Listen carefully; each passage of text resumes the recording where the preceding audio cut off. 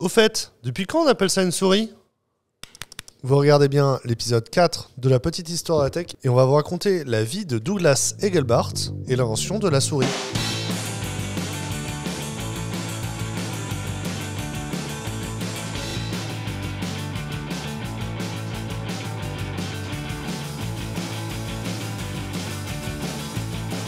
Avant de vous parler de l'histoire de la souris, il faut que je vous parle de la vie de Douglas. Alors Douglas Engelbart, il est né en 1925 à Portland, aux États-Unis. C'est sur la côte ouest, en haut à gauche. Alors il a fait des études en ingénierie électrique et il a passé 2 ans dans la Navy en tant qu'opérateur radar. Il rejoint alors le Stanford Research Institute en tant que chercheur. L'ensemble de ses recherches, elles vont porter sur l'augmentation de l'intelligence humaine. Son but, c'est de faire collaborer l'homme avec l'ordinateur et ainsi créer de nouvelles façons de travailler et résoudre de nouvelles problématiques. C'est avec son équipe qu'il va créer les One-Line Systems, mais également le lien hypertexte, ou encore les premières interfaces graphiques. Et c'est son invention de 1965 qui va le rendre le plus célèbre, la souris. Alors, la première version de la souris, c'était avant tout une boîte en bois avec 2 roues et un bouton posé sur ces 2 roues pour représenter les axes X et Y. Le but étant bien sûr d'identifier ou de modifier la position sur un plan à l'affichage. Et son nom provenait du fait que la souris avait besoin d'un fil pour fonctionner et que ça rappelait la queue de l'animal tout simplement. Et c'est en 1968 qu'il fera découvrir son invention au grand public dans ce qui sera appelé plus tard The Mother of All Demos. En effet, la présentation est identifiée comme l'une des toutes premières keynotes. Et il a présenté également, lors de cette conférence, les bases de ce qui ressemblera à un ordinateur personnel, un bureau, une visioconférence, également la navigation par lien hypertexte. La licence de la souris d'Engelbart, elle va être vendue à Apple pour 40 000 $. Et ils en ont fait ça, une souris qui charge sur le dos. Et en plus, il touchera jamais de redevance en fait pour son invention. Et c'est suite à des divergences d'opinion avec son équipe, notamment sur l'avenir de l'informatique, mais également à des coupures budgétaires qui auront lieu dans un contexte de fin de guerre du Vietnam et la course vers l'espace des années 80, que Douglas prend sa retraite. On est en 1986. 2 ans après, avec sa fille, ils vont créer le Doug Engelbart Institute. La baseline de l'institut, c'est rechercher l'amélioration de la capacité humaine à résoudre des problèmes complexes et urgents. Il meurt en 2013 à l'âge de 88 ans en laissant derrière lui tout un tas d'inventions qui sont aujourd'hui bien utiles à tous.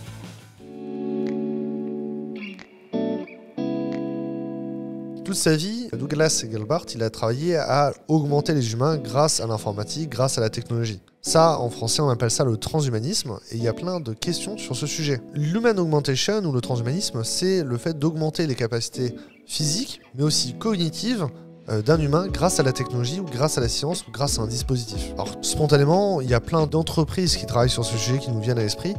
Il y a par exemple Neuralink de Elon Musk qui a pour but d'ajouter un ordinateur directement dans notre cerveau pour qu'on puisse rester en compétition avec l'IA, ce qui pose aussi encore plein de questions, on va y revenir.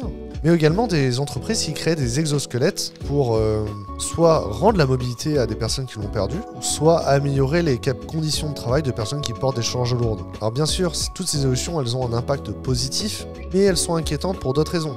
Un des premiers sujets, c'est l'implémentation, comment on va y aller. Aujourd'hui, il y a beaucoup de gens qui utilisent des projets open source et qui s'opèrent eux-mêmes, par exemple, pour se rajouter une puce NFC dans la main, pour ouvrir la porte ou pour payer directement. Ça, c'est un peu inquiétant aussi sur des questions éthiques, la confidentialité et la vie privée. Comme l'énonce, là j'ai la citation de Nita Farahani, qui est une spécialiste en technologie émergente.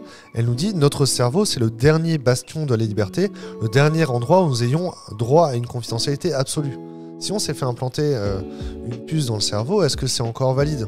Est-ce que Facebook va nous pousser la publicité basée sur ce qu'on a pensé hier soir en dormant ? Il y a un sujet sur la sécurité aussi. Vous avez peut-être vu dans 24 heures chrono, il y a un moment, ils arrêtent le pacemaker du méchant, du terroriste. Ça, en fait, c'est vraiment possible. Parce que les premiers pacemakers qu'on a conçus avec un système Wi-Fi, on a d'abord fait en sorte que ça marche, et puis après, on s'est rendu compte qu'on n'avait pas mis clé Wi-Fi dessus. Et donc, tout le monde pouvait se connecter et le corriger. Dans ce type de dispositif, on pense à la sécurité dans un second temps. Ça, c'est un problème. Parce qu'il va falloir vous rouvrir le cœur pour vous mettre la mise à jour et le Wi-Fi. Bref, vous l'aurez compris, l'augmentation de nos capacités par la technologie, c'est encore un sujet à débat. Et on a peut-être encore devant nous une dizaine d'années avant que le grand public soit concerné vraiment par le sujet, avant que les puces Neuralink soient disponibles au grand public. Mais ça vaut le coup d'y penser maintenant. Parce que ce changement, il peut se faire très vite et très violemment, et on peut peut-être réagir trop tard, se rendre compte que, paf, en fait, tout le monde a un smartphone dans la main. Merde, c'est déjà aujourd'hui.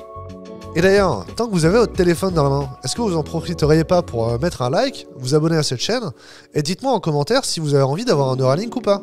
Moi j'ai envie de savoir. Est-ce que c'est cool? Allez, à bientôt.